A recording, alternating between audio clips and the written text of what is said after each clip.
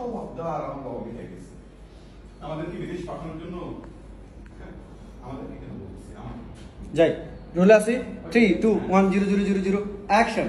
আর আমাকে বিদেশ পাঠানোর জন্য আমার বাবা তার পেনশনের টাকাটা পুরোটাই আমাকে দিয়ে দিয়েছে। সেইখান থেকে ওরা শুরু করছে ক্রিমিনালি। আমার বাবার পেনশনের টাকা আমাকে কেন পাঠিয়ে দিয়েছে?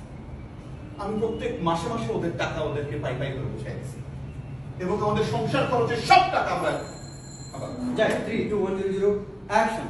এবং আমাদের সংসার খরচের সব টাকা আমি ওদের অ্যাকাউন্টে পাঠিয়ে দেব। কারণ আমি হয়তো ভাবছি যেহেতু আমার বাবা তার পেনশন টাকা আমাকে দিয়ে দিয়েছে, হয়তো আমার ভাই, আমার ছোট ভাইয়ের বউ হয়তো ওরা খারাপ মনে করতে পারে। কিন্তু তখন তো যে এত বড় শয়তান এই ঘরের ভেতরে আমি বসতেছিলাম সেটা আমি কোনোদিন কল্পনা করতে পারি নাই। আর শয়তান তো শয়তান, একটু ডাকাত, হ্যাঁ